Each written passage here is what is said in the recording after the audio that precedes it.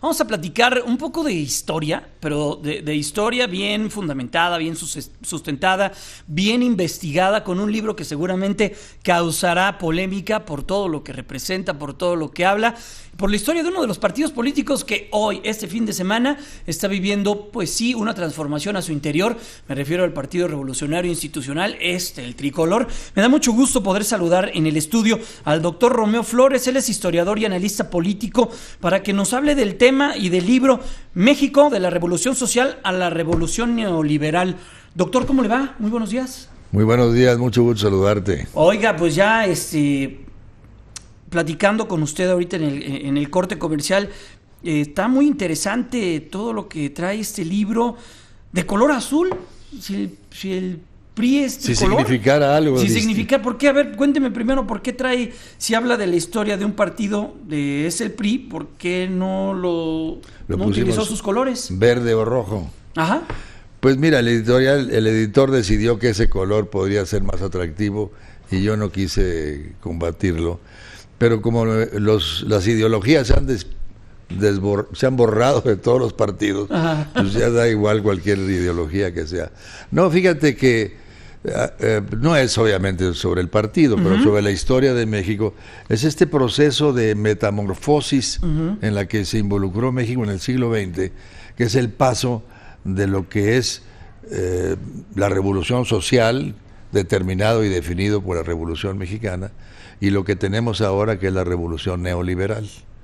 Dos concepciones de la política, dos concepciones distintas de gobierno, dos sistemas políticos, dos enfoques que yo pienso que deben analizarse con mucho detenimiento, porque el anterior, hasta 1982, bien que mal, le permitió al gobierno y al país crecer a un promedio de 5% anual, que es muy loable, y desde 1982 hasta ahora no hemos sido capaces de superar el 2%, de manera algo está funcionando con este sistema neoliberal, que yo tengo la impresión que debe sufrir ajustes muy serios, reformaciones en serio y profundas, y por supuesto tratar de conjugar lo que no han hecho bien con lo que sí han hecho bien antes los gobiernos que les antecedieron, porque este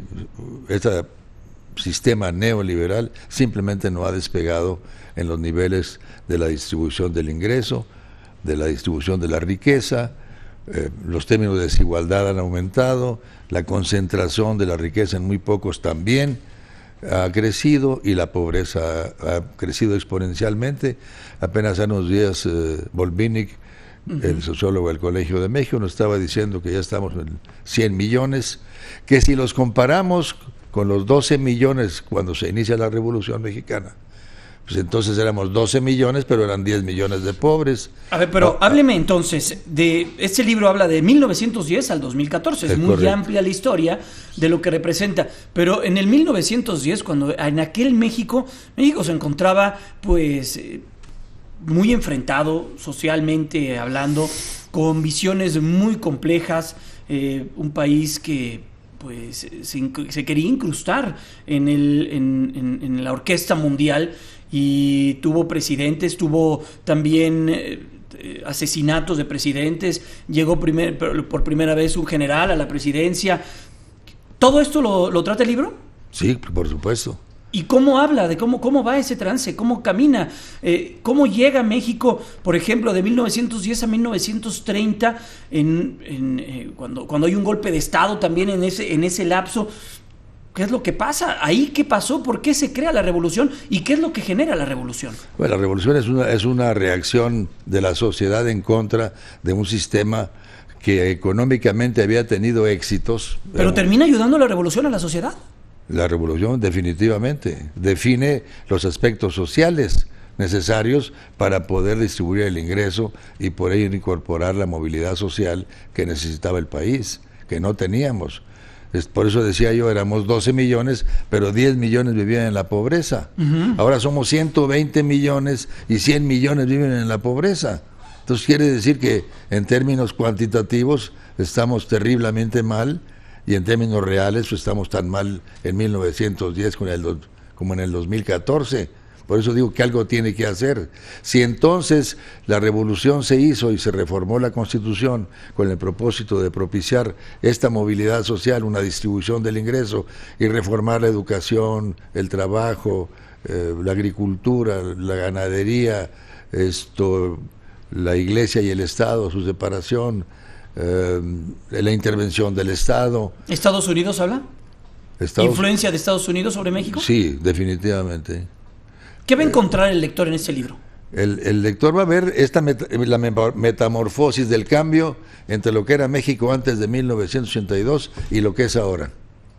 Es decir, lo que era algo progresista, moderno, basado en un sistema político que tenía como marco de referencia los aspectos sociales de la Revolución Mexicana, con todo y que no les guste a mucho lo que es la revolución, pero era lo que se llamaba el nacionalismo revolucionario, que pretende borrarse a partir de la nueva generación que se inicia en 1982, que no logran borrarlo, que hacen adaptaciones mal hechotas y caricaturas de reforma que acaban deformando el sistema, permitiendo una concentración de la riqueza absolutamente innecesaria, causando problemas de desigualdad social bastante graves que nos tienen esta inestabilidad que estamos viviendo. Entonces, antes crecíamos, hoy no crecemos. Bueno, antes, insisto, con todos los defectos, me preguntabas hasta 1930, es el momento en que se está definiendo la revolución, se resuelven los problemas y las diferencias, los conflictos personales,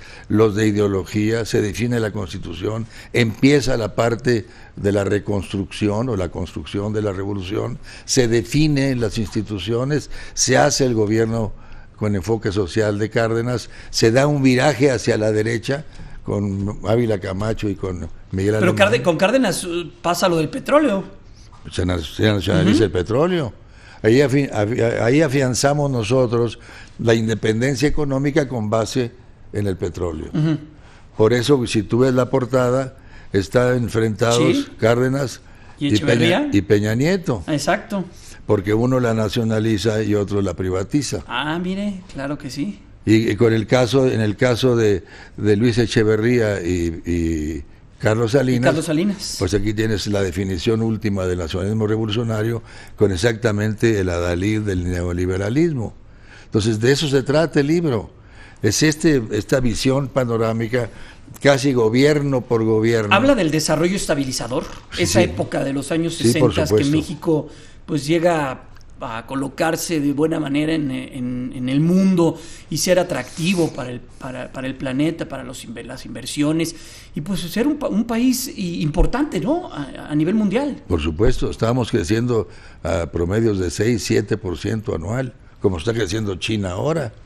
¿Pero qué pasa entonces? Éramos un país que éramos desde entonces un país en vía de desarrollo y no hemos superado. ¿Pero qué pasa? A ver, cuando llega Luis Echeverría, si todo iba tan bien, Díaz Ordaz antes, lo de 1968, también hay sus claroscuros, ¿no? En este periodo. Sí, claro, por supuesto. Ahí el claroscuro es la falta de movilidad social, política de los jóvenes universitarios que estaban demandando su participación activa y que se resolvió con el movimiento 68. Pero la presidencia de Díaz Ordaz no fue una mala presidencia en términos estrictos de lo que era el sistema y lo que él estaba administrando.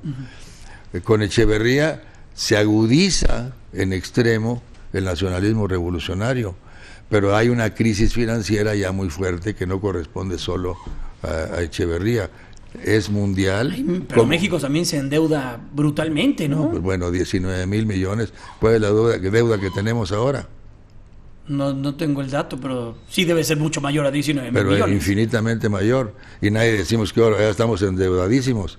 En ese momento sí, porque los adversarios del sistema estaban diciendo qué manera de gastar lo que no tenemos y endeudarnos, cuando heredó 4,000 millones de deuda de Díaz Ordaz y lo elevó a 19,000 millones. Pues sí. Suena como que es mucho. Pues sí, pero que en temas productivos, si uno se endeuda, que ese es el tema también, si uno se endeuda para pagar cosas, pues sí está mal, pero si te endeudas para infraestructura, carreteras, hospitales, ahí ese gasto está bien, ¿qué fue ¿no? lo que hizo? Y luego cuando llega López Portillo. Bueno, ahí empezamos ya con el boom petrolero que desgraciadamente nos falló. Administrar la abundancia. Íbamos a administrar la abundancia y acabamos por administrar la pobreza. Así es. Finlandia y estos países nórdicos encontraron, y al igual que nosotros en esa época que se descubre Cantarell, ellos descubren sus yacimientos petroleros. Mire su historia y mire la nuestra. Por supuesto. Vea su empresa estatal de petróleo y vea la nuestra.